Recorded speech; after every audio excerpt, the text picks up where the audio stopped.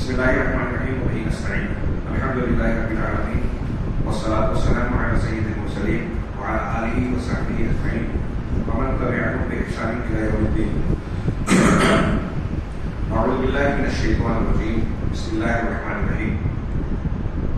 وإذا سألك عبادي عني فإني قريب أجيب دعوة الداعي إذا دعاني فليستجيبوا لي وليؤمنوا بي لعلهم يرشدون. محترم بزرگوں، بھائیوں، اسلامی ماں اور بہنوں،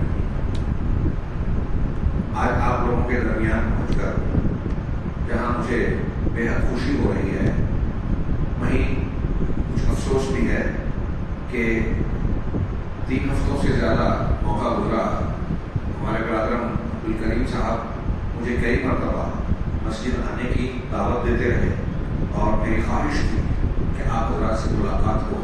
جب دامن گیرے میں رہتے ہیں تو اپنے بھائیوں سے ملاقات نہ کرنا بہت بڑی بدقسمتی ہے. آج پچھلی رات میں بھی معاملہ طے تھا، 5 وجوہ کی بنیاد پر میں شریک نہیں ہو سکا، اس کے لیے میں معذرت خواہ. اللہ تبارک و تعالیٰ کا شکر ہے کہ اس نے ہمیں اس ماہ مبارک اور اس شب مبارک میں ملاقات کا موقع دیا. ظاہر سی بات ہے کہ آپ حضرات نے جو مجھے سننے کا موقع دیا، میں آپ حضرات کے درمیان بیٹھ کر کچھ کہہ رہا ہوں، تو یہ صرف دین کی وجہ سے. یہ دین اللہ کی سب سے بڑی نعمت ہے.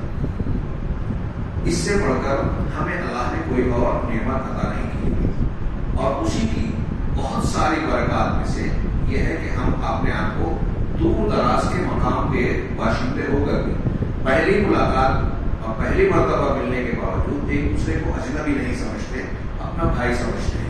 یہ دین نے اس رشتے میں ہم کو جوڑا. اللہ تعالیٰ ہمارے اس ملاقات کو قبول فرمائے اور دنیا اور آخرت کے لیے مفید بنائے.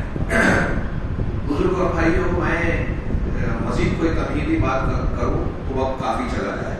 قیمتی لمحات ہیں اور ہماری مسجد میں 2 بجے سے قیام اللیل ہونا ہے. ہم آئے موضوع سے متعلق گفتگو کریں. آپ حضرات جانتے ہیں کہ اللہ تبارک و تعالیٰ نے قرآن مجید میں سورہ بقرہ میں جہاں رمضان کے روزوں کی فرضیت اور اس کے بنیادی اور اہم مسائل کو بیان کیا، ان مسائل کے بیچ میں دعا کا ذکر کیا، جو ٹکڑا میں نے ابھی آپ حضرات کے سامنے حمد و صلات کے بعد تلاوت کیا.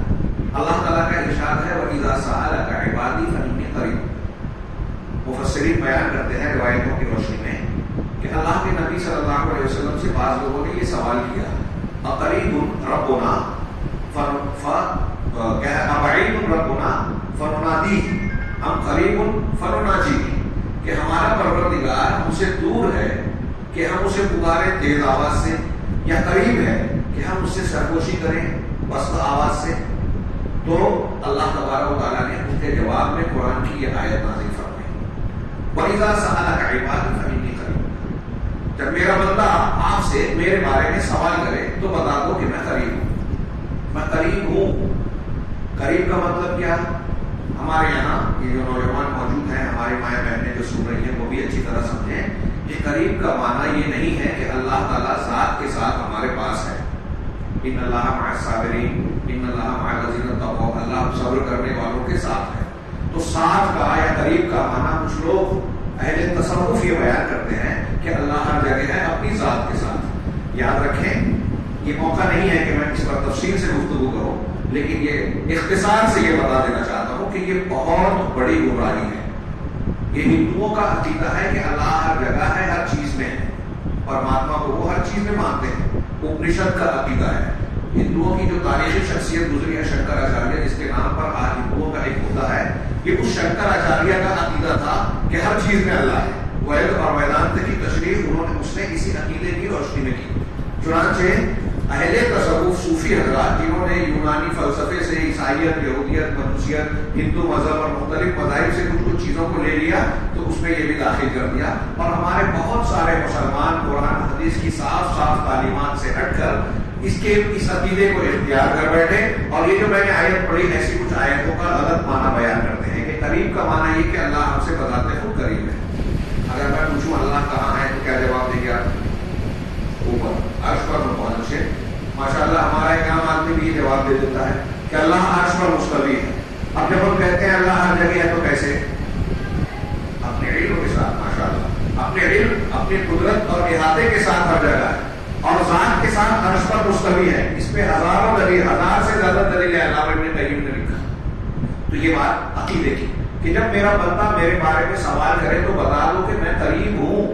اجیب دعوت الداعی اذا دعانی، میں جواب دیتا ہوں، قبول کرتا ہوں پکارنے والے کی پکار کو، دعا کرنے والے کی دعا کو.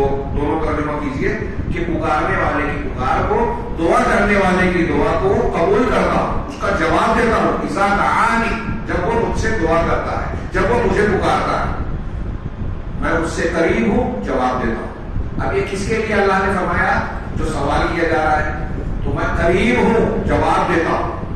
اب اگر اس کو غور کریں تو کئی اہم باتیں اس میں شامل ہیں. اللہ ہم سے قریب ہے، ہر ایک سے قریب ہے. ہمارے یہاں کچھ لوگ یہ کہتے ہیں کہ چونکہ ہم گنہگار ہیں ہم اللہ سے دور ہیں.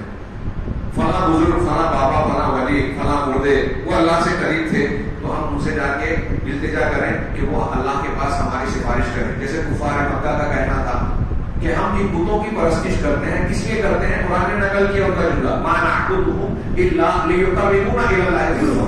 ہم ان کی عبادت محض اس لیے کرتے ہیں کہ یہ اللہ سے ہمیں قریب کر دے. تو ایک تصور ہمارے یہاں بھی یہ بنا، خیال بنا کہ لوگ جو ہے ہم اللہ سے دور، ہم تو بہت گنہگار ہیں، اللہ ہماری کیسے سنے گا؟ اللہ تعالیٰ سے اگر گنہگار آدمی توبہ کر کے مانتا ہے تو اللہ بہت خوش ہوتا ہے. وہ آدمی کے ریگستان میں اس کا اونٹ گم ہو جائے اور وہ بے ہوش ہو جاتا ہے، پھر ہوش آتا ہے تو دیکھتا ہے کہ میرا وہ سامنے موجود ہے، ہمارے خوشی کے کہتا ہے کہ ارے اے اللہ تو میرا بندہ، میں تیرا بندہ. الٹا بول دیتا ہے، میں تیرا بندہ، تو میرا رب بولنے کی بجائے الٹا بول دیتا ہے. اللہ تعالیٰ، اللہ کے رسول نے فرمایا کہ اللہ تعالیٰ اس بندے، اس آدمی سے زیادہ اس سے خوش ہوتا ہے اپنے اس گنہگار بندے سے جو سچی توبہ کرتا ہے. تو ایک گنہگار آدمی اگر اللہ سے توبہ کر رہا ہے تو اللہ تعالیٰ اس کی نہیں سنے گا. یہ کس نے کہا؟ قرآن کہہ رہا ہے کہ میں بندے سے قریب ہوں، جب وہ پکارتا ہے تو میں سنتا ہوں، جواب دیتا ہوں. یہ کوئی معمولی بات نہیں ہے. رمضان المبارک جو عبادات کی رات ہے اور فضائل کو حاصل کرنے کی رات ہے، ہم میں سے ہر شخص مسائل سے دوچار ہے اور کوئی مسئلہ ہو یا نہ ہو، ہمارے سامنے سب سے بڑا مسئلہ ہے کہ قیامت کے دن ہم کو اللہ تبارک و تعالیٰ کے عذاب سے بچنا ہے، اللہ تعالیٰ کے غضب سے بچنا ہے. لہذا ہم کو ہر وقت اس بات کی ضرورت ہے کہ ہم اللہ کے سامنے گر گرائیں، روئیں، مانگیں اس کے سامنے، اتنا مانگیں کہ وہ دے آپ کو. اور پروردگار کا وعدہ ہے کہ ادعونی استجب لکم، مجھ سے مانگو میں دوں گا. صرف نیک لوگوں کے، بزرگوں سے، نبیوں سے نہیں کہا، سارے انسانوں سے کہا مجھ سے مانگو میں دوں گا. سفیان بن عیینہ رحمہ اللہ بہت بڑے امام گزرے ہیں، وہ کہتے ہیں کہ بدل لوگوں یہ مت سوچو کہ میں کمزور ہوں، گنہگار ہوں، میری بات اللہ کیا سنے گا. ارے اللہ تبارک و تعالیٰ نے تو اپنے سب سے بڑے دشمن کی بھی بات سن لی، ابلیس کی، جب اس نے کہا کہ رب انظرنی، اے الہ یوم یبعثون، اے اللہ مجھ کو تو مہلت دے جب تک کہ ابن آدم کے بیٹوں کو جو ہے دوبارہ زندہ کیا جائے، اس دن تک، قیامت تک مجھ کو مہلت دے. اللہ نے کہا کہ تجھ کو فإنک من المنذرین، تجھے مہلت دی گئی. تو اللہ نے ابلیس کی بھی دعا قبول کر لی، مان لی. ہم تو اس سے بہت کم درجے کے ہیں. پتہ یہ چلا کہ ہر بندہ، ایک تو ہم سب محتاج ہے. یا ایھا الناس انتم الفقراء الی اللہ، اے دنیا کے تمام لوگوں، یہ صرف عام لوگوں سے نہیں کہا جا رہا، سارے انسانوں سے جس میں انبیاء بھی شامل ہیں. اے دنیا کے لوگوں، تم سب کے سب اللہ کے در میں بھکاری اور فقیر، اور قرآن کہہ رہا ہے واللہ هو غنی حمید، اللہ غنی و حمید ہے. اللہ تبارک و تعالی غنی ہے، بے نیاز ہے، اسے کسی کی مدد کی ضرورت نہیں ہے. حمید ہے یعنی تعریف کے لائق ہے، ساری خوبیاں اس کے اندر موجود ہے، تبھی تو تعریف کے لائق ہے. جب خوبیاں موجود ہے تو اس کو کیا ضرورت ہے کسی کی مدد کی؟ وہ جو اٹھانے کے لیے اس کو ضرورت پڑتی ہے مدد کی، جس کی طاقت کم پڑ جائے، معلومات لینے کی اس کو ضرورت پڑتی ہے جس کا علم کم پڑ جائے. اللہ تعالیٰ کی کوئی چیز کم نہیں ہے، کوئی بھی خامی نہیں ہے، لہٰذا اس کو کوئی محتاجگی نہیں ہے. باقی کائنات کی ہر چیز محتاج ہے. ایک لمحے کے لیے بھی ہم سانس نہیں لے سکتے اگر اللہ کی مدد اور رحمت نہ ہو. تو اللہ فرما رہا ہے کہ وَإِذَا سَأَلَكَ عِبَادِي عَنِّي فَإِنِّي قَرِيبٌ، میں قریب ہوں. ایک بات، نیک ہو برا ہو، اللہ اس کی دعا سنتا ہے. اجیب دعوت الداعی اذا دعانی فلیستجیبوا لی ولیؤمنوا بی. آگے بڑھنے سے پہلے میں ایک اور بھی بات کہنا چاہتا ہوں کہ اس سے یہ معلوم ہوا کہ اللہ تعالیٰ کہہ رہا ہے کہ مجھ سے دعا مانگو. ادعونی، معلوم ہوا جو چیز اللہ تعالیٰ کہتا ہے بندوں سے کہ یہ کام کرو یا اس پر اجر و ثواب دوں گا یا یہ کام اللہ کو پسند ہے، وہ عبادت ہے۔ عبادت ہر اس کام کو، ہر اس قول کو، ظاہر ہو یا باطن، ہر اس چیز کو کہتے ہیں جن چیزوں کو اللہ بندوں سے چاہتا اور پسند کرے۔ اس نے کہا نماز پڑھو، نماز عبادت ہے۔ اس نے کہا قربانی کرو، قربانی عبادت ہے۔ اس نے کہا نظر و نیاز اللہ کے لیے پوری کرو، عبادت ہو گئی۔ تو جو اللہ چاہتا ہے بندوں سے وہ ظاہری و باطنی، جیسے اللہ تعالیٰ کہتا ہے مجھ سے ڈرو، اب اللہ کا خوف جو تعظیم کے ساتھ ہوتا ہے وہ اندر کی عبادت ہو گئی۔ جیسا خوف اللہ سے ہوتا ہے اگر کسی اور سے کیا تو شرک ہو جائے گا، جیسی محبت اللہ سے ہوتی ہے کسی اور سے کیا تو شرک ہو جائے گا۔ ایسے ہی اللہ کہہ رہا ہے مجھ کو پکارو، دعا کرو، تو دعا جب اللہ کہہ رہا ہے دعا کرو اس کا مطلب عبادت ہے، اور یہ کوئی ایک دلیل نہیں ہے۔ اللہ تعالیٰ نے قرآن میں کئی مقامات پر دعا کرنے کا حکم کے بعد دینے کے بعد کہا کہ ان الذین کیا ہے یستکبرون عن عبادتی سیدخلون جہنم داخرین، کہ جو لوگ میری عبادت سے تکبر کرتے ہیں، کرتے ہیں عبادت نہیں کرتے، اللہ کے مانتے نہیں ہیں، تو عنقریب وہ جہنم میں رسوا کر کے ڈالے جائیں گے، رسوا ہو کر داخل ہوں گے۔ تو دعا عبادت ہے، اس کی بہت دیر دلیل ہے۔ اب جب یہ ثابت ہو گیا کہ دعا عبادت ہے تو عبادت کس کی خصوصیت صرف کس کے لیے ہونی چاہیے؟ اللہ کے لیے۔ یہ توحید ہے۔ اب دعا اگر کسی اور سے کی گئی تو شرک ہوگا۔ اب دعا کا معنی کیا؟ مانگنا، پکارنا۔ لفظ دعا کا ایک لفظی معنی ہوتا ہے پکارنا، طلب کرنا، اور شریعت میں اس کا معنی کیا ہوتا ہے؟ کوئی خیر مانگنا اللہ سے یا نقصان کو ہٹانے کا مطالبہ کرنا، طلب خیر، بھلائی کو مانگنا، اچھی چیزوں کو مانگنا کہ اللہ مجھے دے، اور بری چیزوں سے اپنے آپ کو بچانے کا مطالبہ کرنا کہ اللہ کی شر سے، اس برائی سے، اس فلاں چیز سے مجھ کو بچا، شیطان کے شر سے، نفس کے شر سے، اس بیماری سے، اس پریشانی سے، عذاب سے، تیری پکڑ سے مجھے بچا۔ تو یہ جو بچانے کے لیے کسی چیز سے یا کسی چیز کو حاصل کرنے کے لیے آدمی مانگتا ہے، یہ دعا ہے۔ اب یہ دعا بھی جو ہے یہ اس کی دو قسمیں ہیں۔ دعا کی دو قسمیں، ایک دعائے عبادت، ایک دعائے مسئلہ۔ آپ کے گھر میں کھانے پینے کے لیے نہیں ہے، آپ اللہ سے کہہ رہے ہیں کہ اللہ مجھے روزی دے دی سکتے، تو یہ آپ مسئلہ، دعائے مسئلہ مانگ رہے ہیں ضرورت کی چیز۔ اور دعائے عبادت یہ ہے کہ آپ کوئی چیز مانگ نہیں رہے لیکن اللہ کی طرف رخ کر رہے ہیں، جیسے سبحان اللہ، الحمدللہ، اللہ اکبر کہہ رہے ہیں۔ آپ نماز پڑھ رہے ہیں، اس میں تو دعائیں بھی ہیں، تو جو عبادت اللہ نے کی بتائی ہے آپ کو عبادت کر رہے ہیں، تو یہ دعائے عبادت ہے۔ دعائے عبادت زیادہ اونچی چیز ہے۔ دعائے مسئلہ میں ہم اپنے لیے کچھ مانگتے ہیں، دعائے عبادت میں اللہ کی تعریف کر رہے ہیں، اس کی حمد بیان کر رہے ہیں، اس کی تسبیح اور بڑائی کی بیائی بیان کر رہے ہیں۔ علامہ ابن تیمیہ کہتے ہیں کہ یہ بہت عجیب چیز ہے۔ ایک بندہ جب اپنی ضرورت کی چیز اللہ سے مانگنے جاتا ہے دعائے مسئلہ کے طور پر، تو یہ مانگتے مانگتے اس کے دل میں اللہ تعالیٰ کی محبت، اس کی عبادت کی لذت اس طرح پیدا ہوتی ہے کہ وہ اللہ تبارک و تعالیٰ کی عبادت بھی کرنے لگتا ہے، یعنی دعائے عبادت۔ تو یہ دعا کی دو قسمیں ہیں۔ اس کی کیا اہمیت و فضیلت ہے کہ میں بہت اختصار سے چیزیں بیان کر رہا ہوں۔ کتنی اہمیت ہے دعا کی، آپ اندازہ لگائیے کہ جتنی ہمارے پاس اللہ نے عبادتیں بتائی ہے نا، نماز ہو، روزہ ہو، حج ہو، زکوٰۃ ہو، زکوٰۃ کے آگے پیچھے، قرآن کی تلاوت ہو، سب کے آگے پیچھے اور سب کے ساتھ دعا اور ذکر جڑا ہوا ہے۔ آپ حج کرنے جاتے ہیں، حج کی دعائیں دیکھیں، ہر جگہ دعا ہے، ذکر ہے اللہ کا۔ نماز میں دعائیں ہیں، ذکر ہے۔ اور یہاں رمضان المبارک کے بیچ میں اللہ تبارک و تعالیٰ نے بیان کیا، روزے کے احکام و مسائل کے بیچ میں یہ آیتیں رکھی کہ میں اللہ بندوں سے، جب بندے میرے بارے میں پوچھے تو بتاؤ کہ میں قریب ہوں، پکارنے والے کی پکار کو سنتا ہوں، دعا کرنے والے کی دعا کو قبول کرتا ہوں۔ مطلب یہ اہل علم نے، مفسرین نے کہا کہ اس کا مطلب یہ کہ روزے کی حالت میں اور خاص طور سے افطار کرنے سے پہلے، چونکہ بندہ اللہ کی عبادت کرتا ہے، نیکی میں مشغول رہتا ہے، اس لیے زیادہ اس بات کا امکان ہوتا ہے کہ اللہ تبارک و تعالیٰ اس کی دعا کو قبول کرے گا۔ دعا کی قبولیت کے جو آداب بتائے گئے ہیں وہ یہ کہ بندہ اللہ کی عبادت کرے اور اس کے بعد مانگے۔ یہ تعلیم دی گئی ہے۔ اب ڈائریکٹ اللہ سے کہو اللہ مجھے یہ دے، یہ اچھی بات نہیں ہے۔ آپ دو رکعت نماز پڑھیں پھر مانگیں۔ آپ نہیں پڑھ سکتے، اتنا وقت نہیں ہے، کوئی ضرورت ہے تو پہلے اللہ کی تعریف سے سورہ فاتحہ میں سکھایا گیا، الحمدللہ رب العالمین الرحمن الرحیم مالک یوم الدین ایاک نعبد و ایاک نستعین۔ اللہ کی تعریف، توصیف، تمجید بیان کرنے کے بعد اپنی بندگی کا اظہار کیا اور اس کے بعد دعا مانگی کہ اہدنا الصراط المستقیم۔ اس لیے سورہ فاتحہ کا ایک نام سورۃ الدعاء بھی ہے کہ یہ دعا پر مشتمل بھی ہے، اور ایسی دعا جو ہمارے لیے سب سے ضروری ہے. سب سے ضروری دعا ہے کہ ہمیں صراط مستقیم پر چلا. کون سا صراط مستقیم؟ وہ جن پر تیرا انعام ہے، انبیاء صدیقین شہداء والا. کہ آج کل ہمارے یہاں کوئی انجینئر کے پیچھے بھاگ رہا ہے، کوئی فلاں جماعت المسلمین مسعود احمد BSc، کوئی فلاں عالم بھی نہیں ہے. پتہ نہیں کیسے ہمارے یہاں میں ابھی بات چل رہی تھی، کہہ رہا تھا کہ شاید جیسے دنیا کے معاملات میں ہمارے چلتا ہے نا فیشن، تھوڑا نیا چاہیے، نیا ایڈیشن، کچھ نیا پیشہ، نئی چیز، تو ایسے دین میں بھی نئے نئے لوگ ڈھونڈ رہے ہیں. قرآن حدیث کے باتیں چھوڑ کر کوئی ایک آدمی نعرہ لگاتا ہے الٹے سیدھے، کچھ خوبصورت چیزیں دکھاتا ہے، وہ بدعت کر رہا ہے، خرافات کر رہا ہے، قرآن حدیث کے مخالف ہے، منہج اور عقیدے میں اس کے ہاں انحرافات پائے جاتے ہیں. ہمارا نوجوان پیچھے بھاگنے لگتا ہے کہ آج کے حالات ایسے ہیں، اس کو لگتا ہے کہ ان حالات میں یہ بہت صحیح بات ہے. ایک دو بار اس کی ایسی لگ گئی تو اس کے پیچھے بھاگنے لگے اور اپنے ایمان اور عقیدے کو داؤ پر لگا دیا.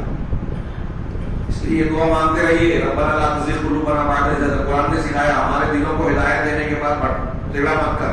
اهدنا الصراط المستقیم ہر نماز کی ہر رکعت میں بتا. علامہ ابن تیمیہ کہتے ہیں کہ ہر رکعت میں سکھائی اللہ تعالیٰ نے. اس کا مطلب اس دعا کی ہم کو ہر روز ضرورت ہے. شیاطین الانس والجن ہم کو بھٹکانے کے لیے ہر وقت کوشش کر رہے ہیں کہ راہ راستے بھٹکا دے، توحید سے ہٹا دے، سنت سے ہٹا کر بدعت میں ڈال دے، خرافات میں ڈال دے. ہم اس کے اور اس کے پیچھے بھاگنے لگے. قرآن اور سنت اللہ کے رسول نے بہت کلیئر بتایا کہ ایسے ایسے لوگ آئیں گے، جبے داڑھی ہماری طرح دکھیں گے، ہماری زبان میں گفتگو کریں گے. کچھ نوجوان ابھی سوال کر رہے تھے، موقع نہیں ملا جواب دینے کا. ان کو بتایا کہ رسول نے یہ بتایا کہ کچھ ایسے لوگوں کے جن کو دیکھ کے تم سمجھو گے بہت نیک ہے. خامیوں کے بارے میں کہا نا کہ ان کی نماز کو دیکھ کے لگے گا تم اپنی نماز کو کم سمجھو گے، ان کی قرآن کی تلاوت کو دیکھ کے اپنی تلاوت کم لگے گی. قرآن کو پڑھیں گے لیکن ان کی گلے سے نیچے نہیں اترے گا، اور اسلام سے وہ ایسے نکل جائے گے جیسے تیر شکار کو چھید کر باہر نکل جاتا ہے. اور کیجیے اللہ کے رسول نے کہا وہ ملے تو ان کو قتل کرنا، لائک نہیں کرنا. آج ہمارے یہاں نوجوان ایسے دیکھتے ہیں کہ کچھ اچھائی نظر آ گئی تو اس کو لائک کرتے ہیں. ویب سائٹ پہ وہ کیا کہتے ہیں، وہ فیس بک پہ اور فنا فنا جو نیٹ کے جو مختلف وہ ہیں اس پر جو لائک کرتے ہیں، پسند کرتے ہیں. اللہ کے رسول نے کہا ان کی نماز ایسی، ان کا روزہ ایسا اتنا زبردست. آج کوئی ہمارا نوجوان ایسے نمازی کو دیکھے گا تو کیا کہے گا؟ ابھی ایک ساتھ پوچھ رہے تھے کہ کوئی عالم یہ کہتا ہے وہ بھی ٹھیک ٹھاک دکھتا ہے تو کیسے پہچاننا؟ منہج سے پہچانیے، عقیدے سے پہچانیے. علی مرزا انجینئر کچھ باتیں اگر اس کی بالفرض صحیح بھی ہو، اچھی بھی ہو، تو اس کی کئی باتیں بالکل واضح طور پر ثابت قرآن حدیث کے ثابت شدہ عقیدے کے خلاف ہے، وہ صحیح ہو ہی نہیں سکتا. صحابہ کرام کو گالی دیتا ہے، ام المومنین کی شان میں نے خود سنا، اور کئی چیز. اور پر نوجوانوں کو کس بحث میں کوئی رہا ہے، اس کی کوئی ضرورت نہیں ہے. خیر وہ میں یہ کہہ رہا ہوں کہ دعا بات سورہ فاتحہ سے ہوئی تھی، اهدنا الصراط المستقیم سے نکل پڑی اس طرح. تو اللہ تبارک و تعالیٰ نے سورہ فاتحہ میں ہم کو دعا سکھائی، وہ سورۃ الدعاء ہے. اور میں یہ عرض کر رہا تھا دعا کی اہمیت و فضیلت کے باب میں کہ یہ ہماری بندگی کا سمجھ لیجیے کہ حاصل ہے. جو بھی ہم عبادت کرتے ہیں اس کا نچوڑ دعا کی شکل میں رب العالمین کے سامنے پیش کرتے ہیں. ہم صحابہ حاجت ہیں، ہمیں ہر وقت کسی نہ کسی چیز کی ضرورت ہے. شرور و فکر سے دنیا میں جو ضرورتیں ہیں یہ تو عارضی ہیں. سب سے بڑی ضرورت آخرت کی ہے، قبر میں عذاب قبر سے بچنے کی، آخرت میں جہنم کے عذاب سے بچنے کی. یہ دعا مانگی جائے. یہ ابھی میں تھوڑا سا بتاؤں گا، آپ اندازہ لگائیے دعا کی فضیلت کے. قرآن کریم اللہ کا کلام کتنا اہم ہے. اسی کے نازل ہونے کی شروعات اس ماہ مبارک میں ہوئی تو یہ رمضان مبارک سب سے زیادہ برکت والا مہینہ بن گیا، اللہ نے قرار دیا. اس رات میں لیلۃ القدر میں اللہ تعالیٰ نے یہ قرآن نازل کیا تو یہ رات 1000 مہینوں سے بہتر ہو گئی کہ اس ایک رات امت محمدیہ کو ہم کو آپ کو انعام دیا اللہ نے. ایک رات کی عبادت مل گئی 1000 مہینے سے بہتر. کوئی معمولی بات نہیں ہے. ایک رات میں آپ نے شرط یہ ہے کہ ایمان و احتساب کے ساتھ، اگر اخلاص کے ساتھ، ایمان کے ساتھ عبادت کی ہو نا تو 1000 مہینہ 83 سال وہ مہینہ بنتا ہے. تھوڑی دیر کے لیے سوچیے، یعنی ہم پوری زندگی اتنی عبادت، 60 سال کی عمر تو 60 سال کی زندگی میں ہم عبادت کر پائیں گے، وہ بھی پورے ٹائم نہیں کر پاتے. یہ اللہ نے امت محمدیہ کو تحفہ دیا. ہاں ایک رات میں اتنی. اب ان عبادتوں کا ہم جو بھی کرتے ہیں، ذکر کریں، تلاوت کریں، قیام اللیل کریں، آخر میں کیا ہے دعا. ہم اللہ سے مانگ رہے ہیں اللہ کو جہنم سے آزاد کر دیں، اپنے غضب سے بچا دیں، اپنے انعام کا مستحق بنا دیں، دنیا کے فتنوں سے محفوظ رکھ، دشمنوں کی چالوں سے محفوظ رکھ، مسلمانوں کی مدد کروا. یہ سب دعائیں ہیں. اور یہ مسلمان کا سب سے بڑا ہتھیار ہے. مسلمان کے پاس اگر کچھ نہ ہو, کوئی چیز نہ ہو, تو دعا ہے. حضرت موسیٰ علیہ السلام جب دریا کے سامنے کھڑے ہیں, پیچھے فرعون کا لشکر ہے, قوم کیسی ہے, انتہائی ٹوٹی پھوٹی صدیوں سے, سالوں سے غلامی کی, سالوں سے فرعون کی غلامی کی تھی. لڑنے کا تو دور کا بھی تصور نہیں تھا. موسیٰ علیہ السلام سے شکایت کرتے تھے کہ آپ کے آنے سے پہلے بھی ستائے گئے, آنے کے بعد بھی. کیا کیا اس وقت حضرت موسیٰ علیہ السلام دعا کر رہے ہیں. بدر میں اللہ کے رسول 313 بولے گئے, سامنے 1000 ہے. کیا کیا؟ دعا کیا, اللہ انجزنی ما وعدتنی, پروردگار جو تم نے وعدہ کیا تھا وہ پورا کر. موسیٰ علیہ السلام جب فرعون کے یہاں سے بھاگے اور وہاں جا کر پہنچے, مدین پہنچے, ان 2 لڑکیوں کی بکریوں کو پانی پلایا. بڑا زبردست واقعہ ہے, سورہ قصص میں پڑھیے. اور نے پانی پلا دیا. مسافر تھے, تھکے تھے, بھوکے تھے.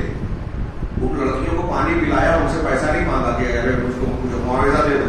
یہ دیکھیے نبی کا کردار کہ تکلیف میں بھی ہے, دوسرے کی مدد کر رہے ہیں, اور مدد کرنے کے بعد ان سے کچھ مانگا نہیں, ان کو رخصت کر دیا. اور اس کے بعد جو ہے درخت کے نیچے جا کر بیٹھتے ہیں. وہاں جملہ سنیے,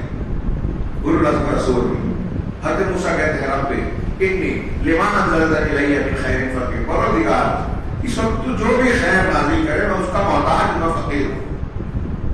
موسیٰ علیہ السلام آ گئے. یہ توحید کی دلیل ہے. ہمارے جو لوگ کہتے ہیں کہ جا کے فلاں بزرگوں سے مانگیں گے, شیخ عبد القادر جیلانی, فلاں بزرگ, فلاں بابا, فلاں پیر, فلاں رسول, وہ قرآن پڑھے. قرآن یہ پیغمبر ہے. دنیا کا کوئی کم درجے کا بھی پیغمبر گزرا ہو, اس کے درجے کو دنیا کے سارے اولیاء نہیں پہنچ سکتے. بڑے سے بڑا کوئی ولی نہیں پہنچ سکتا. اہل سنت و جماعت کا یہ عقیدہ ہے کہ اگر کوئی شخص کسی ولی کو نبی کے برابر یا نبی سے افضل مانے گا, وہ کافی ہو جائے گا. سب سے اونچا درجہ ہم کیا کریں؟ نبیوں کا یہ حال ہے. سارے اتنے نبیوں کا ذکر قرآن میں ہے. یہ موسیٰ علیہ السلام کی میں نے مثال دی. حضرت نوح علیہ السلام, حضرت ہود علیہ السلام, حضرت لوط علیہ السلام, حضرت ابراہیم, حضرت موسیٰ, حضرت عیسیٰ, حضرت زکریا, سب کے واقعات پڑھ لیجیے علیہ السلام. سب نے اللہ سے دعا مانگی. حضرت زکریا اولاد نہیں, اولاد اللہ سے مانگ رہے ہیں. ابراہیم اللہ سے اولاد مانگ رہے ہیں. حضرت موسیٰ علیہ السلام کہہ رہے ہیں رب لما انزلت الی من خیر فقیر. حضرت نوح علیہ السلام بدعا کر رہے ہیں قوم کے لیے کہ رب لا تذر علی الارض من الکافرین دیارا. یہ انبیاء اللہ سے مانگ رہے ہیں. ہم کہہ رہے ہیں پیر سے مانگیں گے, ولی سے مانگیں گے. قرآن سے کوئی سبق نہیں سیکھا. اللہ تعالیٰ نے یہ واقعات ہم کو یوں ہی سنا دیا کس سے کہانی کے لیے. یہ درس ہے, سبق ہے, عقیدہ سکھایا کہ انبیاء بھی اللہ سے مانگ رہے ہیں. اللہ رسول اللہ کہتے تھے جوتے کا تسمہ بھی اللہ سے مانگو. ایک حدیث یاد آئی, بڑی پیاری, شاندار, طویل ہے, مگر حدیث بڑی زبردست اتنی ہے. حضرت امام احمد بن حنبل رحمہ اللہ کہتے تھے, یہ حدیث جب بیان کرتے تھے تو کہتے تھے کہ اہل شام نے جتنی حدیثیں روایت کی ہے نا, سب سے شاندار اور زبردست حدیث ہے. صحیح مسلم میں حدیث قدسی ہے. اور ایوب سختیانی بڑے امام گزرے, وہ کہتے تھے جب یہ حدیث پڑھتے تھے تو اپنے جیسے عام بیٹھے ہوئے یہ گھٹنوں کے بل بیٹھ جاتے تھے. کہتے تھے یہ حدیث اتنی شاندار ہے, اس کے لیے میں اٹھ گیا ہوں. حضرت ابو ذر غفاری روایت کرتے ہیں کہ اللہ کے رسول نے فرمایا کہ اللہ تعالیٰ کہتا ہے, اللہ تعالیٰ کہتا ہے, اللہ کے رسول کہہ رہے ہیں, مطلب حدیث قدسی. اللہ تعالیٰ کیا کہتا ہے, یا عبادی, اے میرے بندو. دیکھیے اللہ کا خطاب, اے میرے بندو, کیا ہے, انی حرمت الظلم علی نفسی وجعلتہ محرما فیما بینکم, کہ میں نے اپنی ذات پر ظلم کو حرام قرار دے دیا. میں کسی پر ظلم نہیں کر سکتا. عدل ہے, عادل ہے, انصاف کرنے والا. میں نے اپنے آپ پر ظلم کو حرام کیا, اور آپس میں بھی تمہارے درمیان ظلم کو ایک دوسرے کا ظلم کرنے سے منع کیا, حرام قرار کیا. فلا تظالموا, لہذا آپس میں ایک دوسرے پر ظلم و زیادتی مت کرو. آگے کہا اللہ نے, یا عبادی کلکم عار کلکم ضال الا من ہدیت فاستهدونی. شاید ترتیب بگڑ گئی. اللہ تعالیٰ نے کہا کلکم جائع, یا عبادی کلکم جائع, اے میرے بندو تم میں کا ہر شخص بھوکا ہے, الا من اطعمتہ, سوائے اس کے جسے میں کھانا کھلاؤں. فاستطعمونی, لہذا مجھ سے کھانا مانگو, اطعمکم, میں تمہیں کھانا کھلاؤں گا. بہت غور سے سنیے, اللہ تعالیٰ کہہ رہا ہے اے میرے بندو تم بھوکے ہو, کھانا مجھ سے مانگو, میں کھلاؤں گا. آگے کہا یا عبادی کلکم عار الا من کسوتہ, اے میرے بندو تم میں کا ہر شخص ننگا ہے سوائے اس کے جس کو میں کپڑا پہناؤں. فاستکسونی, مجھ سے کپڑا مانگو, لباس مانگو, اکسکم, میں تم کو کپڑا پہناؤں گا. اے میرے بندو تم میں کا ہر شخص گمراہ ہے, راستے سے ہٹا ہوا ہے. کلکم ضال الا من ہدیت, سوائے اس کے جس کو میں ہدایت ہوں. فاستهدونی, لہذا مجھ سے ہدایت مانگو. اهدکم, میں تم کو ہدایت دوں گا, راستہ بتاؤں گا. یا عبادی, اے میرے بندو کلکم کہ تم صبح اور شام میں رات اور دن جو ہے تم گناہ اور غلطی کرتے رہتے ہو. وَلَا أَغْفِرُ الذُّنُوبَ إِلَّا أَنَا, اور میں گناہوں کو کوئی نہیں بخش سکتا سوائے میرے. بہت غور سے سنیے, تم گناہ کرتے ہو صبح شام, اور ایک مرشد احمد کی روایت میں لکھا ہے کہ مجھے اس کی کوئی پرواہ نہیں, تو میں ہی گناہ کو معاف کر سکتا ہوں, لہذا مجھ سے معافی مانگو, میں مانگوں گا. 4 چیزیں بیان کی, مجھ سے مانگو. بھوکے ہو کھانا مجھ سے مانگو, ننگے ہو کپڑا مجھ سے مانگو. انسان کی دنیا میں جسمانی ضرورت جو ہے مادی طور سے سب سے بڑی ضرورت یہ ہے کھانا اور کپڑا. کھانا کپڑا اللہ تعالیٰ کہہ رہا ہے کھانا کپڑا میں دوں گا. اور روحانی اعتبار سے دنیا اور آخرت میں کامیاب ہونے کے لیے سب سے بڑی ضرورت انسان کی کیا ہے؟ ہدایت اور گناہوں سے معافی. یہ دونوں چیزیں اللہ نے کہ تم نے کہا شخص گمراہ ہے, مجھ سے ہدایت مانگو. اب آپ ہدایت ادھر ادھر مانگ رہے ہو, اس کے چینل پہ دیکھ رہے ہو, اللہ سے مانگو ہدایت, میں دوں گا, اللہ کہہ رہا ہے. اللہ تعالیٰ کا وعدہ غلط نہیں ہے, سچے دل سے مانگو ضرور دے گا. اور اللہ تعالیٰ کہہ رہا ہے کہ تم گناہ کرتے ہو تو یہ گناہ تمہارے لیے مصیبت ہے. یہ جو پریشانیاں مصیبتیں تکلیفیں آ رہی ہیں نا مسلمانوں پر, کہیں بلڈوزر چل رہے ہیں, کہیں مارے جا رہے ہیں, کہیں بم گرائے جا رہے ہیں, کہیں بندی بنائے جا رہے ہیں, کہیں الزام لگایا جا رہا ہے, ان سب کی وجہ بنیادی طور سے ہمارے گناہ. مصیبتیں یا تو آزمائش کے لیے آتی ہیں یا مکافات عمل کے طور پر. اس تفصیل کو چھوڑ کر میں کہہ رہا ہوں, اللہ کہہ رہا ہے کہ گناہوں کو بھی معاف کرنے والا میں ہوں. گناہ معاف ہو گئے, ہدایت مل گئی, تو دنیا میں بھی جنت, آخرت میں بھی جنت. تو ہماری سب سے بڑی روحانی ضرورت ہے کہ ہدایت ملے, گناہوں سے معافی ملے. اللہ کہہ رہا ہے یہ 2 چیزیں بھی میں ہی دوں گا, مجھ سے مانگو. جب دنیا کی ضرورتیں بھی اللہ ہی دینے والا, آخرت میں کامیابی کی ضرورت بھی اللہ ہی دینے والا ہے, تو کسی اور سے کیوں مانگے؟ دعا اسی سے کرنی چاہیے. اللہ کہہ رہا ہے جنت اللہ کی, کوئی اور سے مانگیں گے؟ یہ ٹوپی میری ہے, یہ ٹوپی میری ہے نا. سوال کر رہا ہوں, یہ صاحب جو بیٹھا عبد الکریم صاحب, آپ میں سے کوئی گئے ہیں مولانا کے سر پہ جو ٹوپی ہے مجھے اچھی لگی آپ دے دیجیے, ان سے کہیں گے کہ مجھے دے دو؟ ان سے مانگیں گے یہ ٹوپی؟ اگر مانگے تو کیا بولیں گے؟ جب میری ہے ہی نہیں تو میں دے سکتا ہوں. سمپل لاجک ہے نا. یہ جو میں کہہ رہا ہوں یہ دنیا کا جاہل سے جاہل انسان بھی سمجھ سکتا ہے کہ جو میرا ہے ہی نہیں میں دے سکتا ہوں کسی کو؟ نہیں دے سکتا. اب قرآن کہہ رہا ہے کہ آسمان اور زمین میں جو سب اللہ کا ہے. قرآن کہہ رہا ہے والذین تدعون من دون اللہ من دونہ ما یملکون من قطمیر, کہ جن کو اللہ کے علاوہ لوگ پکارتے ہیں وہ کھجور کی گٹھلی کے چھلکے کے بھی مالک نہیں ہے. کھجور کی گٹھلی کے چھلکے کے بھی, جب کھجور کی گٹھلی کے چھلکے کے مالک نہیں ہے تو آپ جو ان سے مانگ رہے ہیں وہ دے سکتے ہیں کیا؟ آپ کے پاس جو کچھ ہے اس کو چھین سکتے ہیں کیا؟ سوچئے کتنی سمپل بات, توحید کتنی واضح ہے. اور یہاں جو حدیث قدسی ہم پڑھ رہے ہیں اس میں اللہ کہہ رہا ہے کھانا مجھ سے مانگو, لباس مجھ سے مانگو, ہدایت مجھ سے مانگو, اور کیا ہے گناہوں کی معافی مجھ سے مانگو, میں دوں گا. یہی دلیل ہے, سارے انبیاء اللہ سے مانگتے تھے, اللہ کہہ رہا ہے مجھ سے مانگو. یہ توحید کی اس سے بڑھ کر دلیل کیا ہے؟ اور ہمارا مانگنے کے لیے تیار ہی نہیں ہے, اس سے اپنی ضرورتیں مانگ رہے ہیں, حاجتیں پیش کر رہے ہیں. اللہ تعالیٰ نے اسی حدیث میں آگے فرمایا اے میرے بندو تم میں کا اول آخر انسان, اول اور آخر پہلا انسان سے لے کے قیامت تک جو پیدا ہوتے ہیں, انسان اور جنات, یہ سب مل کر اس درجے کو نہیں پہنچ سکتے کہ مجھ کو کوئی نقصان پہنچا دے. تم میں کہ اے میرے بندو تم میں کا اول آخر انسان جنات اس درجے کو مل کر بھی نہیں پہنچ سکتے کہ مجھے کوئی فائدہ پہنچا دے. اے میرے بندو تم میں کا اول آخر, میں ترجمہ صرف کر رہا ہوں, وقت کم ہے نا. انسان اور جنات دنیا کے سب سے بہترین انسان کی طرح اللہ اتقا قلب رجل واحد منکم, اللہ قلب اتقا رجل واحد منکم, اس طرح کا لفظ ہے کہ دنیا کا جو سب سے متقی انسان ہے اگر اس کے دل کے جیسے تمہارا سب کا دل ہو جائے اول آخر انسان جنات کا, ماں زیادہ داری کا فی ملک کی شیخا, یہ چیز میری سلطنت میں کچھ اضافہ نہیں کرے گی.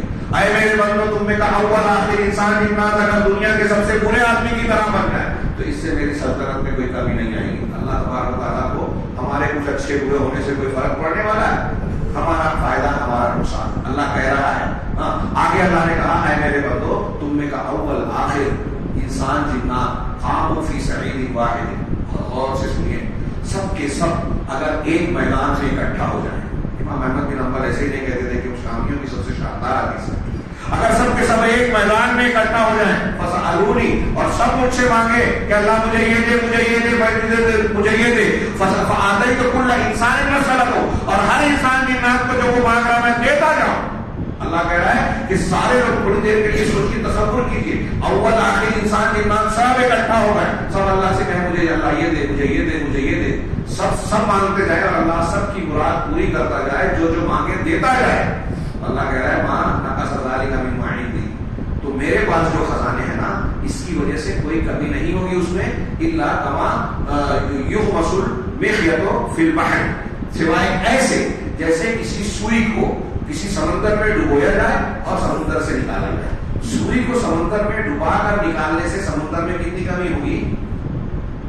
حقیقت میں کوئی کمی نہیں ہوگی۔ اللہ کہہ رہا ہے سب کو دیتا جاؤں تو تب بھی میرے خزانے میں ایسی ہی کمی ہوگی جیسے سوئی سے سمندر میں کمی ہو رہی ہے۔ پھر آگے آخری جملہ اللہ نے فرمایا کہ اے میرے بندو انما ہی اعمال احصیھا لکم، یہ تمہارے اعمال ہیں جو میں شمار کرتا ہوں، اب جو تم میں سے اچھا بدلہ پائے تو وہ اللہ کی تعریف کرے، اگر کسی کو انعام مل رہا ہے تو اللہ کی تعریف کرے، اور کوئی شخص اگر کوئی اس کے علاوہ تکلیف مصیبت عذاب پا رہا ہے تو فلا یلومن الا نفسہ، تو اپنے علاوہ کسی اور کو برا بھلا نہ کہے، ملامت نہ کرے، تم اپنے بوئے ہوئے کو گاڑ رہے ہو، تمہارے اعمال کا نتیجہ بھگت رہے ہو، کسی اور کو برا بھلا مت کہو کہ اس کے کرنے سے ایسا ہو گیا، اس کے کرنے سے ایسا ہو گیا۔ یہ دعا کی اہمیت، اور اس حدیث میں اگر ہم غور کریں تو کئی عقیدے کے اور دین کے مسائل ہم کو ملتے ہیں، اللہ کی عظمت و کبریائی، اور اللہ تبارک و تعالیٰ کے سامنے ہم کو مانگنے سے کترانا نہیں ہے، مانگنا اللہ کے رسول نے کہا ہے اذا سألتم اللہ فاسألوه الفردوس، جب اللہ سے مانگو تو فردوس مانگو، فإنه أعلى الجنة وأوسطها، اس لیے کہ وہ جنت میں سب سے اونچی جنت ہے، سب سے بیچ کی جنت ہے، اور اس کے اوپر رحمان کا عرش ہے، ومنها تفجر انہار الجنہ، اور وہیں سے جنت کی نہریں نکلتی ہیں، لہذا مانگو تو اعلیٰ مانگو، ہم اپنے آپ کو چھوٹا سمجھ سکتے ہیں، اللہ کے لیے کوئی چیز بڑی نہیں ہے، جو مانگنا ہے مانگو۔ تو دعائیں اللہ تبارک و تعالیٰ سے کی جائے، اللہ سے مانگی جائے۔ میں اس کی اہمیت اور فضیلت پر روشنی ڈال رہا تھا، بات کو سمیٹ کے اہمیت صرف ایک بات کہیے تو ایک اہم بات بیان کرنا چاہتا ہوں، ایک یہ کہ سب سے پہلے کہ غور کیجیے کہ قرآن کی شروعات سورہ فاتحہ سے ہوتی ہے، وہ بھی دعا ہے، قرآن کا خاتمہ ہوتا ہے قل اعوذ برب الفلق اور اس کے بعد قل اعوذ برب الناس پر، یہ بھی دعا ہے۔ قرآن کا آغاز بھی دعا، انجام بھی دعا، آخر بھی دعا، کتنی اہم چیز ہے دعا۔ اگر ہم بحیثیت مومن اللہ کے کلام پر اس طرح غور کریں تو دعا کی اہمیت بتانے کے لیے یہی کافی ہے، اور یہ کہ ہم کو کتنا اللہ کے سامنے جھکنا چاہیے، مانگنا چاہیے۔ دعا اللہ کو پسند ہے بندے کی، خاص طور سے ایسی دعا جس میں اخلاص کے ساتھ بندہ عاجزی اختیار کرے، گڑ گڑائے، روئے دھوئے، اور یہ اس کا موقع ہے۔ اللہ کو بہت پسند ہے بندے کی ہاں، ہم کو اتنا رونا چاہیے، گڑگڑانا چاہیے، پروردگار ہم سے راضی ہو جائے۔ مسلمان کے پاس جیسا کہ میں نے عرض کیا، آج ہم ڈر جاتے ہیں کہ وہ حکومت ہے ان کے پاس ہمارے خلاف سازش کر رہے ہیں، پارٹیاں بنا رہے ہیں، محکموں میں قانون بن رہا ہے کہ مسلمان یہ نہیں کھا سکتا، مسلمان بچی حجاب نہیں لگا سکتی، تعلیم کے راستے بند ہو رہے ہیں، گوشت پر جو ہے نگاہ ہے، اور پرسنل لا کو ختم کرنے کی کوشش ہے، دھرم سلسل میں قتل کی دھمکیاں ہیں، اور نہ جانے کیا کیا ہو رہا ہے، پھر عالمی سطح پہ جو ہو رہا ہے، ہم ڈر جاتے ہیں۔ میں اکثر کہتا ہوں ان چیزوں سے ڈرنے کی ضرورت نہیں، باطل کبھی بھی خاموش نہیں رہا ہے، انبیاء کے سامنے رہا ہے، یہ رہے گا، ان سے ڈرنے کی ضرورت نہیں ہے، ڈرنے کی ضرورت اپنے گناہوں سے، اللہ کی پکڑ سے، اللہ کی ناراضگی سے، ڈر اس سے ہونا چاہیے۔ ہاں، ان چیزوں سے ڈرنے کی کوئی چیز نہیں، کوئی ضرورت نہیں ہے۔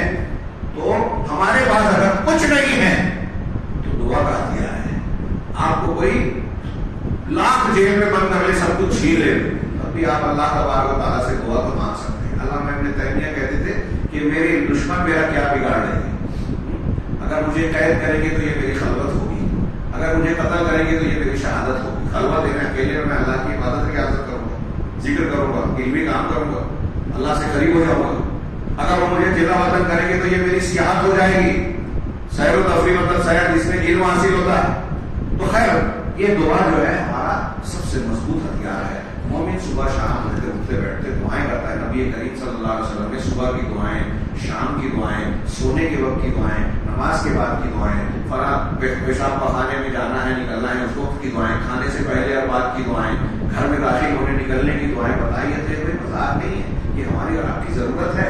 ہم شکایت کرتے ہیں بڑا بیمار ہو گیا، اس کو جن شیطان لگ گیا، اس کو جادو ٹونے کا اثر ہو گیا، اللہ کی قسم اللہ کے نبی صلی اللہ علیہ وسلم نے جو آداب اور تعلیمات دی ہے نا یہ دعاؤں اور اذکار کی، اس کو سمجھ کر اچھی طریقے سے زیادہ دن نہیں لگے گا، 2 مہینہ 3 مہینہ میں آپ سمجھ بوجھ کر اس کو یاد کر سکتے ہیں، اپنے بچوں کو اپنے گھر میں عورتوں کو یاد کرا سکتے ہیں۔ اگر ہم اس کو معمول بنا لیں تو اللہ کے رسول صلی اللہ علیہ وسلم نے ہر دعا کا الگ الگ فائدہ بتایا ہے۔ آیت الکرسی سونے کے وقت پڑھ لیجیے تو اللہ تعالیٰ ایک فرشتے کو مقرر کر دے گا جو آپ کی حفاظت کرتا رہے گا۔ آپ پر جب فرشتہ موجود رہے گا تو شیطان قریب نہیں آئے گا، گھر میں چوری نہیں ہوگی۔ اگر بسم اللہ الذی لا یضر مع اسمہ شیء فی الارض ولا فی السماء وهو السمیع العلیم صبح شام 3 مرتبہ پڑھے کوئی مصیبت آفت نہیں آئے گی۔ اور ایسے بتایا کہ یہ دعا پڑھی تو یہ فائدہ، یہ دعا پڑھی تو یہ فائدہ۔ ہم دنیا کی پریشانیاں اختیار کیے ہوئے ہیں کہ فلاں مسئلہ فلاں جگہ حل کریں، اللہ تعالیٰ اللہ کے رسول نے ہم کو برابر سارے مشکل دے رکھے ہیں، ہم اس کو لینے کے لیے اختیار کرنے کے لیے تیار ہی نہیں۔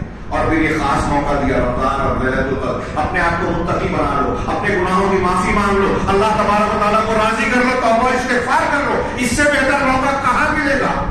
اللہ کے رسول نے فرمایا کہ اس ماہ مبارک میں ایک عظیم رات ہے جس کے ایک رات کی عبادت 1000 مہینے سے بہتر ہے، جو اس سے محروم ہو گئے وہ بدقسمت۔ تو یہ دعا کے تعلق سے میں نے عرض کیا کہ یہ ہماری ضرورت بھی ہے، ہمارا ہتھیار بھی ہے۔ اور میں آج یہاں آیا ہوں، پتہ نہیں آپ اور میری مائیں بہنیں بھی اگر سن رہی ہیں تو ایک آج سے ایک معمول بنائیں کہ صبح شام سونے وقت کی دعائیں اور اذکار پڑھیں گے، یاد کریں گے، اور جہاں تک ان میں ہو سکے گا اس کا معنی اور مطلب سمجھیں گے۔ ان دعاؤں میں اللہ کی توحید ہے، جب آپ معنی مطلب سمجھ کر انہیں پڑھیں گے نا تو آپ کا ایمان بھی مضبوط ہوگا، ان کا معنی اور مطلب آپ کو شرک اور کفر اور ایسی برائیوں سے روکے گا جو اس معنی کے خلاف ہے۔ اب یہاں دیکھ رہے ہیں ایک آدمی لاکھ مرتبہ لا الہ الا اللہ پڑھ رہا ہے لیکن شرک کر رہا ہے، تو اس کا لا الہ الا اللہ کرنے کا مطلب ہی نہیں رہا۔ اس اعتبار سے معنی کے ساتھ پڑھنا ضروری ہے۔ یہ دعا سے متعلق میں نے چند باتیں عرض کی۔ اب ایک چیز اس میں جو بہت اہم ہے، جو آیت کا اگلا ٹکڑا اس سے جڑا ہوا ہے، اللہ تعالیٰ نے کہا کہ میں پکارنے والے کی پکار کو سنتا ہوں جب وہ مجھے پکارتا ہے۔ آگے اللہ نے کہا فَلْيَسْتَجِيبُوا لِي وَلْيُؤْمِنُوا بِي لَعَلَّهُمْ يَرْشُدُونَ۔ تو چاہیے کہ وہ مجھ سے میری بات مانے، میری بات مانے، میری اطاعت کرے، وَلْيُؤْمِنُوا بِي، اور مجھ پر ایمان لائیں تاکہ وہ ہدایت پا جائیں۔ اہل علم نے لکھا کہ اللہ تعالیٰ نے دعا کا ذکر کرنے کے بعد دعا کے قبول ہونے کی 2 شرطیں یہاں بیان کیا ہے۔ آج مسلمان یہاں سے لے کر حرم تک دعا کر رہے ہیں نا، اے اللہ شام کے مسلمانوں کی مدد کر، فلسطین کے مسلمانوں کی مدد کر، ہندوستان کے مسلمانوں کی مدد کر، مسلمان پر جو ظلم کر رہے ہیں ان کو توڑ دے، ان کو بکھیر دے، ان پر اپنا عذاب نازل کر دے۔ دعائیں قبول ہوتی نظر آ رہی ہیں؟ دور کی بات، ہمارے گھر میں جو پسائے ہیں اس کے لیے ہم دعائیں اگر بظاہر قبول نہیں ہوتی تو اللہ کی مشیت ہوتی ہے، دعا رد نہیں ہوتی، ضائع نہیں ہوتی مسلمان کی دعا۔ اگر اللہ تعالیٰ مانگی ہوئی چیز دے دے رہا ہے تو اس کے بدلے میں آنے والی کسی مصیبت کو ٹال دیتا ہے، یہ حدیث میں ہے، اور اگر وہ بھی نہیں تو آخرت میں اس کا اجر و ثواب دے گا۔ دعا ضائع نہیں ہوتی، لیکن ہم اجتماعی طور سے دیکھیں کہ آج ہماری دعائیں قبول بظاہر نہیں ہو رہی ہیں، تو اس کی یہ 2 وجہ۔ پہلے اللہ نے کہا کہ میری بات مانے، اللہ تعالیٰ کی ہماری دعا کو قبول کرے، اس کے لیے ایک شرط ہے کہ ہم اللہ کے دین کی پیروی کریں۔ یہ الگ بات ہے کہ کبھی کبھی نافرمان بندوں کی بھی اللہ دعا قبول کرتا ہے اس کی مشیت کے تحت، کافروں کی بھی قبول کر لیتا ہے بعض اوقات۔ قرآن میں ہے نا فَإِذَا رَكِبُوا فِي الْفُلْكِ دَعَوُا اللَّهَ مُخْلِصِينَ لَهُ الدِّينَ، جب وہ کشتی پہ سوار ہوتے ہیں تو اللہ کے لیے دین کو خالص کر کے پکارتے ہیں۔ فَلَمَّا نَجَّاهُمْ إِلَى الْبَرِّ إِذَا هُمْ يُشْرِكُونَ، جب اللہ ان کو خشکی کی طرف پہنچا کر نجات دے دیتا ہے، ان کی دعا قبول کر لیتا ہے تو وہ شرک کرنے لگتے ہیں۔ تو اللہ کبھی کبھی کافروں کو بھی قبول کرتا ہے، یہ مہلت دینے کی اور اس کی اپنی حکمتوں کی وجہ سے، لیکن عمومی طور سے دعا کے قبول کرنے کی شرط یہ ہے کہ اللہ کی بات مانے۔ آج ہمارے یہاں جو لوگ دوسری فکر کو اختیار کرتے ہیں، قرآن حدیث سے ہٹ کر فلاں بزرگ فلاں شخصیت اس کے پیچھے بھاگ رہے ہیں، اس کا منہج اختیار کر رہے ہیں، علماء کو برا بھلا کہہ رہے ہیں۔ قرآن حدیث، علامہ البانی کی بات میں نے توحید میں نقل کی تھی، وہ ادھوری رہ گئی تھی، یہاں پوری کر دو۔ علامہ البانی کہتے ہیں کہ صحیح منہج ہے کہ قرآن و حدیث کو ماننا صحابہ کے طریقے پہ، اور دنیا میں جتنے بھی، یا اگلا جملہ وہاں شاید نہیں بول پایا تھا، دنیا میں جتنے بدعتی اور گمراہ فرقے ہیں وہ ان 3 چیزوں میں سے کہیں نہ کہیں گڑبڑ کرتے ہیں، غلطی کرتے ہیں۔ یا تو قرآن کو ماننے میں، یا حدیث کو، یا صحابہ۔ قرآن حدیث مان رہے ہیں تو صحابہ کے طریقے سے نہیں مان رہے، سلف کے طریقے پہ نہیں مان رہے۔ روئے زمین پر صرف اہل الحدیث ہیں، اللہ تعالیٰ نے یہ نعمت ہم کو عطا فرمائی ہے کہ اس سے بڑی کوئی خوش قسمتی نہیں ہے، اور اس کی وجہ سے دنیا کے تمام بدعتی، تمام اہل کفر ہم سے زیادہ حسد اور دشمنی رکھتے ہیں، لیکن یہ سب سے بڑی نعمت ہے۔ تو اللہ تبارک و تعالیٰ نے یہ جو کہا کہ فَلْيَسْتَجِيبُوا لِي، قرآن و حدیث کے مطابق ہمارا عمل ہو، وَلْيُؤْمِنُوا بِهِ، اور ہمارا ایمان صحیح ہو. ایمان کی بات مسلمانوں کے سب فرقے کرتے ہیں، لیکن آج کتنے لوگ ہیں جن کو توحید اور شرک نہیں معلوم. کوئی مسلمان کہتا ہے اپنے آپ کو اور اللہ اور قرآن حدیث سے ثابت شدہ چیزوں کا انکار کرتا ہے، حدیثوں کو رد کرتا ہے. کوئی قادیانی کے پیچھے جا رہا ہے، کوئی حدیثوں کا انکار کر رہا ہے، کوئی فلاں اور فلاں کے پیچھے جا رہا ہے، کوئی صحابہ کو برا بھلا کہتا ہے. یہ ایمان والے نہیں ہیں. تو اللہ کے پاس اپنی دعا کو قبول کروانا ہے، اس لائق بننا ہے، تو یہ دو شرطیں ہیں. کچھ شرطیں حدیثوں میں بیان کی گئی ہیں، تفصیل سے نہیں، اختصار کے ساتھ میں بیان کروں کہ دعا کے قبول ہونے کے لیے ایک شرط ہے کہ حلال روزی کھائی جائے. مسلم شریف کی ایک لمبی حدیث ہے کہ اللہ تعالیٰ نے، اللہ کے رسول نے کہا کہ اللہ نے رسولوں کو بھی وہی حکم دیا جو فلاں دیا کہ اللہ طیب ہے، پاکیزہ کو قبول کرتا ہے، اور تمام لوگوں کو یہ حکم دیا کہ حلال کھاؤ تو اللہ قبول کرے گا. اس کے بعد کہا کہ ایک آدمی سفر میں نکلتا ہے، لمبا سفر، پراگندہ حال. دوسری حدیثوں میں ہے کہ مسافر کی دعا اللہ قبول کرتا ہے، پراگندہ اور مجبور انسان کی دعا کو رد نہیں کرتا. لیکن اس حالت میں جب وہ دعا کے لیے ہاتھ اٹھاتا ہے اور کہتا ہے رب رب رب، حدیث میں ہے مسلم شریف کی، پروردگار پروردگار پروردگار، تو اللہ کی طرف سے جواب ملتا ہے کہ مطعمک حرام وملبسک حرام وغذیت بالحرام فأنی یستجاب لک، تیرا کھانا حرام ہے، تیرا لباس کپڑا حرام کا ہے، تو حرام کی غذا کھاتا ہے، بچوں کو کھلاتا ہے. بچوں کو کھلاتا ہے، میں نے شرم دلانے کے لیے پڑھا دیا وضاحت کہ تیرا کھانا تیری غذا حرام کیا ہے، فأنی یستجاب لک، تیری دعا کیسے قبول کی جائے. معلوم یہ ہوا کہ حرام خوری سے دعا قبول نہیں ہوتی. کتنے مسلمان سودی لین دین کر رہے ہیں، بے ایمانی سے کماتے ہیں، بھائی بہن کا حق مارتے ہیں، کمزوروں کا حق جھوٹ دھوکے دہی سے لے لیتے ہیں. ایسی روزی اگر آپ کھا رہے ہیں، اپنے بچوں کو کھلا رہے ہیں، تو بتائیے کہ آپ کہاں لے جا رہے ہیں. پھر اس کے بعد کیوں شکایت کرتے ہیں کہ میرا بچہ نافرمان ہے، بڑا ہونے کے بعد بدتمیزی کرتا ہے. مت کیجیے گا بعد میں، کیونکہ آپ نے اچھی غذا نہیں کھلائی، اچھی تعلیم نہیں دی، تربیت نہیں دی. تو پہلے کہ صحیح غذا کھلائیں. دوسرا یہ کہ رشتہ نہ کاٹا جائے. اللہ کے رسول صلی اللہ علیہ وسلم فرمایا کہ جب کسی سے رشتہ کاٹا جائے تو کوئی کسی کا رشتہ کاٹتا ہے تو دعا قبول نہیں ہوتی. قطعیت رحم کا لفظ ہے مسلم شریف کی حدیث میں. جلد بازی کرنے والے اور رشتہ کاٹنے والے کی دعا قبول کی. ارے میں اتنی دعا کر رہا ہوں، اللہ قبول ہی نہیں کر رہا ہے. ایسا نہیں ہے کہ آپ نے دعا مانگی 1 گھنٹے بعد آپ کو رزلٹ مل جائے. اللہ کی مشیت جب ہوتی ہے تب ملتی ہے. موسیٰ علیہ السلام نے فرعون کی تباہی کی دعا مانگی، اللہ نے کہا آپ کی دعا قبول کر لی گئی، لیکن کافی بعد میں وہ پورا ہوا، قبول ہو گئی ہے. لیکن اللہ کی مشیت جب ہوتی ہے تبھی وہ نافذ ہوتی ہے. جو صحیح وقت ہوتا ہے ہمارے اعتبار سے اس پلیٹ نظر آتا ہے، لیکن وہ صحیح وقت ہوتا ہے. تو خیر یہ رشتہ کاٹنا، اپنے بھائی سے اس سے ناراض ہے. اب آپ رمضان میں محنت کر رہے ہیں، ماشاء اللہ اعتکاف میں بیٹھے ہیں اور قیام اللیل کر رہے ہیں، تلاوت کر رہے ہیں، 5 مرتبہ قرآن ختم کر لیا، لیکن قرآن کہتا ہے رشتوں کو جوڑو، ہم نہیں جوڑ رہے. قرآن کہہ رہا ہے سود مت کھاؤ، ہم کھا رہے ہیں. قرآن کہہ رہا ہے فحاشی مت کرو، زنا مت کرو، ہمارا نوجوان موبائل لے کے ننگی تصویریں دیکھ رہا ہے. تو ہم قرآن کو گلے سے نیچے اتار رہے ہیں، کیا خوارج کی طرح پڑھ رہے ہیں یا مومنین کی طرح پڑھ رہے ہیں؟ اس رات میں ہم کو اس صحیح سبق کو یاد کرنا ہے کہ اب ہم اس لائق ہو جائیں کہ پروردگار سے ہاتھ اٹھا کر جب دعا مانگے تو اللہ کے رسول نے فرمایا کہ اللہ تعالیٰ کے جناب میں جب مومن بندہ ہاتھ اٹھاتا ہے، مانگتا ہے، تو اللہ کو شرم آتی ہے کہ اس کے ہاتھ کو خالی لوٹا دے. یہ دوسری شرط کہ ہمارا رشتہ نہ کٹا ہوا ہو. اور ایک شرط یہ ہے کہ جلد بازی نہ کی جائے. دعا کے قبول ہونے کی ایک شرط یہ ہے کہ اللہ تبارک تعالیٰ نے حدیث میں اور قرآن میں بھی اس کا ارشاد ہے اور حدیثوں میں ہے کہ اگر تم نے اپنے سماج میں نیکیوں کا حکم دینا اور برائیوں سے روکنا چھوڑ دیا تو پھر یہ ہوگا کہ تمہارے اوپر اللہ کا عذاب آئے گا. تم اللہ سے دعا مانگو گے، اللہ تمہاری دعا قبول نہیں کرے گا. کئی حدیث کی کتابوں میں صحیح درجے کو پہنچنے والی حدیث ہے، لَتَأْمُرُنَّ بِالْمَعْرُوفِ وَلَتَنْهَوْنَ عَنِ الْمُنكَرِ أَوْ لَيُوشَكَنَّ أَن يَبْعَثَ اللَّهُ عَلَيْكُمْ عَذَابًا. یہ اس کے الفاظ ہیں. اور ہمارے سماج میں اگر برائی ہو رہی ہے، جو دور کی بات جانے دیجیے، آپ کے گھر میں آپ کا بچہ نماز نہیں پڑھ رہا ہے، آپ کی بیوی جو ہے کوئی شرکیہ کام کر رہی ہے، آپ اس سے منع نہیں کر رہے. غلط کام کوئی کر رہا ہے گھر میں، ننگی چیز دیکھ رہا ہے موبائل میں، آپ اس سے نہیں روک رہے ہو. تو اس کی مثال ایسی ہے کہ کشتی میں ایک آدمی سوراخ کر رہا ہے، آپ اوپر وہ نیچے ہے. جب سوراخ ہوگا پانی بھرے گا، کشتی ڈوبے گی تو اس کے ساتھ ساتھ آپ بھی ڈوبے گی. سماج میں اگر برائیاں ہو رہی ہیں اور آپ نے نہیں روکا تو آپ کشتی میں سوراخ کرنے والے کو نہیں روک رہے ہیں.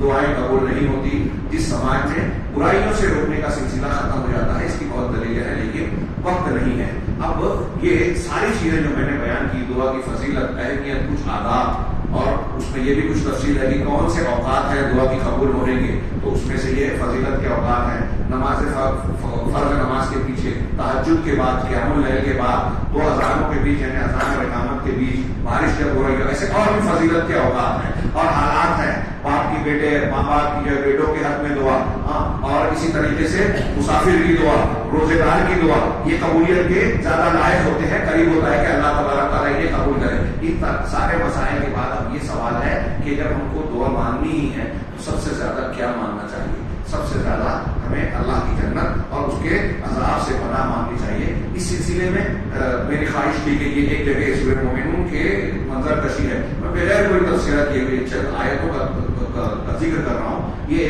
رمضان مبارک ابھی میں نے مسجد فرقان میں جو آج تقریر کی، ابھی خطاب ہوا، وہ جہنم کے موضوع پر ہوا. اصل میں ہمارے دلوں کو جھنجھوڑنے اور پگھلانے والی چیز جو اللہ نے قرآن میں بار بار بیان کی ہے وہ آخرت ہے، جہنم ہے اور قیامت کے مناظر ہیں. یہ ایک جگہ سورۃ المومنون کی 2-3 آیتیں ہیں اور اس تناظر میں پیش کر رہا ہوں کہ ہمیں جو زندگی ملی ہے، یہ لیلۃ القدر ملی ہے. پتہ نہیں اگلے سال ہم میں سے کون زندہ رہے کون نہیں رہے. اس کو آخری لیلۃ القدر سمجھیں اور اس کو ضائع ہونے سے بچائیں. اللہ تعالیٰ نے کہا مجرمین کے بارے میں سورۃ المومنون کی آیت حتی اذا جاء احدهم، یہ آیتوں کا ترجمہ کر کے میں خطاب ختم کروں گا. حتی اذا جاء احدهم الموت، یہاں تک کہ جب ان میں سے کسی کے پاس موت آتی ہے، قال رب ارجعون، تو وہ کیا کہتا ہے کہ پروردگار مجھے لوٹا دے، پھر سے تھوڑا سا موقع دے دے، دنیا کے اندر رہ جاؤں.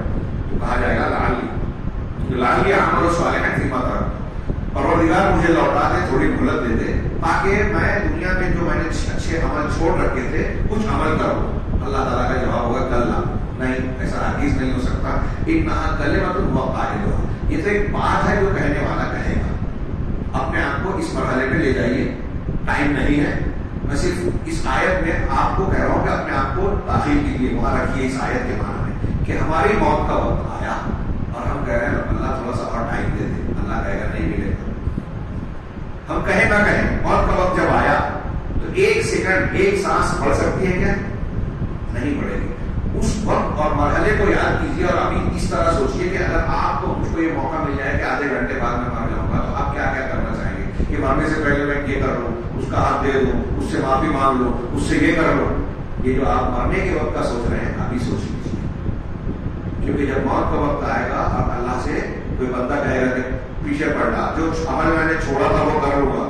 اللہ کہے گا اب ٹائم نہیں ملے گا، جو دیا تھا وہ ہو گیا پورا، تیری مدت ختم ہو گئی. ہاں یہ تو بس ایک کہنے والے. اور آگے کہا اللہ نے وہ بھی بولا ایک برزخ. اب اس کے پیچھے جب وہ موت آ جائے گی تو ایک برزخ ہے، آڑ ہے، حجاب ہے، جس کو ہم برزخی زندگی کہتے ہیں. کب تک کہنا ہے اس دن تک جب ان کو دوبارہ زندہ کیا جائے گا. اب دوبارہ کب زندہ کیا جائے گا؟ اللہ نے کہا فَإِذَا نُفِخَ فِي الصُّورِ، جب سور میں پھونک دیا جائے گا، فَلَا أَنْسَابَ بَيْنَهُمْ، تو اب ان کے درمیان کوئی رشتہ داری نہیں رہ جائے گی. رشتہ دار ایک دوسرے سے بھاگیں گے، بھائی بہن سے، شوہر بیوی سے، بیوی شوہر سے، بیٹا باپ سے. دنیا میں جن کے لیے ہم حلال حرام کی تمیز کھو کر مرے جاتے ہیں، قیامت کے دن ایک دوسرے سے بھاگیں گے، دوست دشمن بن جائیں گے. الاخلاء یومئذ بعضهم لبعض عدو الا المتقین، جو گہرے دوست ایک دوسرے کے دشمن ہو جائیں گے سوائے متقین.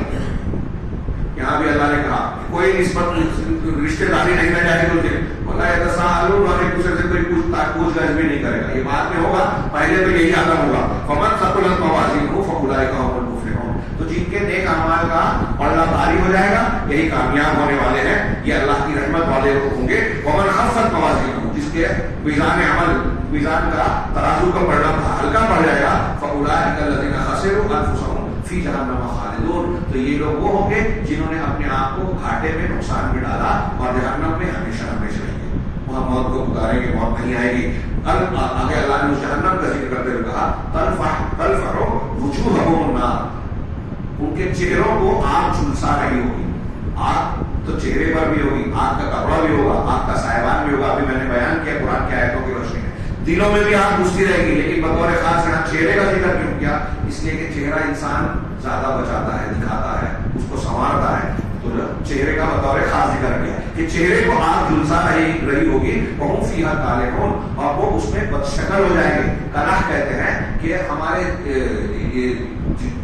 چہرے کے جو گوشت ہے، گال کے اور چہرے کے، یہ جھلس جائیں اور ہڈیاں باہر آ جائیں، اس کو کلح کہتے ہیں. اللہ کے رسول نے فرمایا کہ ان کی چمڑیاں اور ہڈیاں اس طرح سکڑ جائیں گی، اوپر کا جو ہوٹ ہے وہ سر کے بیچ تک چلا جائے گا، نیچے کا ہوٹ ہے جو سینے تک چلا آئے گا. ہاں وہ فیہا کار، چمڑے جو ہے ظاہر ہو جائیں گے تو اسی کو کہا کہ وہ بد شکل دکھائی دیں گے. اللہ کی طرف سے کہا جائے گا الم یاتکم آیہ، الم تکن آیاتی تتلی علیکم، کیا میری آیتیں تم پر تلاوت نہیں کی جاتی تھی؟ فکنتم بہا تکذبون، تو اس وقت تم جھٹلایا کرتے تھے. قالوا ربنا غلبت علینا شقوتنا، تو وہ کہیں گے پروردگار ہم پر ہماری بدبختی شامت جو ہے وہ غالب آ گئی تھی. وَكُنَّا قَوْمًا ضَالِّينَ، اور ہم گمراہ لوگ تھے. ربنا اخرجنا منها، پروردگار اس جہنم سے ہم کو نکال دے. فَإِنْ عُدْنَا فَإِنَّا ظَالِمُونَ، اب اگر ہم دوبارہ وہ حرکت کریں گے تو ہم ظالم ہوں گے. قَالَ اخْسَئُوا فِيهَا وَلَا تُكَلِّمُونَ، تو اللہ تعالیٰ کہے گا کہ اسی میں سڑے پڑے رہو اور مجھ سے بات نہ کرو. یہ منظر جو میں نے بیان کیا، ایسے اور مناظر قرآن کی آیتیں ہمیں بیان کرتی ہیں. کیوں بیان کرتی ہے؟ ہمیں جوڑنے کے لیے، جگانے کے لیے. یہ کوئی خواب، خیال، تصور، خیال نہیں ہے، یہ حقیقت ہے، یہ ہونا ہی ہے. ہم مانے یا نہ مانے یہ چیز ہونی ہے. اور اس بھیانک عذاب سے اپنے آپ کو بچانا ہے تو ہمیں اپنی اس زندگی کو جو ہے صحیح استعمال میں لانا چاہیے، ایمان کے ساتھ، عمل صالح کے ساتھ. اور میں نے آپ جو بیان کیا، اگر دعا کو ہم صحیح معنی میں سمجھے، دعائے مسئلہ اور دعائے عبادت، تو ہماری پوری زندگی اللہ تبارک و تعالیٰ کے سامنے جھکنے میں جاتی ہے. دعا کا مطلب یہ ہے کہ ہم اللہ کے سامنے جھک رہے ہیں، گڑ گڑا رہے ہیں، اللہ سے کہہ رہے ہیں کہ پروردگار ہم محتاج ہیں، تو ہی سب قدرت رکھتا ہے، تو ہی بچا سکتا ہے، تو ہی نعمتوں کا مالک ہے، تو ہی عذاب سے بچا سکتا ہے، اس کے تجھی سے مانگتے ہیں. اور اسی لیے دعاؤں میں کیسے کیا گیا؟ اعوذ برب الناس ملک الناس الہ الناس، میں پناہ میں آ رہا ہوں کس کی؟ رب الناس کی، پروردگار میں جان چلانے والا تو ہے، تو کسی اور سے کیسے مانگو؟ الہ الناس، عبادت کے لائق تو ہی ہے، تو کسی اور کے سامنے کیسے جھکو؟ ملک الناس، بادشاہ لوگوں کا تو ہی ہے، تیرا ہی حکم چلتا ہے جب کسی اور کا چلتا نہیں ہے. تو اس سے مانگ کے میرا مطلب کیا ہے؟ پروردگار مجھ سے مانگا ہوں. ایسے جذبات کے ساتھ مانگے. اور پھر یہ آخری اس رات میں بطور خاص اللہ کے رسول کی دعا ہے جو میں سمجھتا ہوں سب کو یاد ہوگی. اللہ کے رسول نے سکھایا اللہم انک عفو تحب العفو فاعف عنی، کہ اللہ تو بہت معاف کرنے والا، تو معاف کرنے والا ہے، معافی کو پسند کرتا ہے، مجھے معاف کر دے. شیخ عبدالرزاق ابن عبد المحسن مدینہ کے عالم ہیں، عقیدے کے، جامعہ اسلامیہ کے، انہوں نے اس کی تشریح میں لمبی چوڑی لکھی کہ یہ اس دعا کی اس رات کے ساتھ کیا مناسبت ہے. تشریح کرتے ہوئے کچھ روایتیں نقل کی کہ اللہ کے رسول صلی اللہ علیہ وسلم نے حضرت عباس اپنے چچا کو اور ایک دوسرے صحابی کو یہ کہا کہ اگر دنیا اور آخرت میں، ان کے سوال کا جواب دیا کہ اگر دنیا اور آخرت میں تم عفو اور عافیت مانگتے ہو اور اللہ کو عفو اور عافیت مل گئی تو دنیا اور آخرت میں کامیاب ہو جاؤ گے. انہوں نے آگے سوال کیا کوئی دعا بتاؤ، تو اللہ کے رسول نے کہا دنیا اور آخرت میں اللہ سے عفو مانگو، معافی مانگو، عافیت مانگو. پھر دوبارہ 3 دن 4 دن کے بعد ہے پھر یہی کہا کہ یہ مل گیا، سب کچھ مل گیا.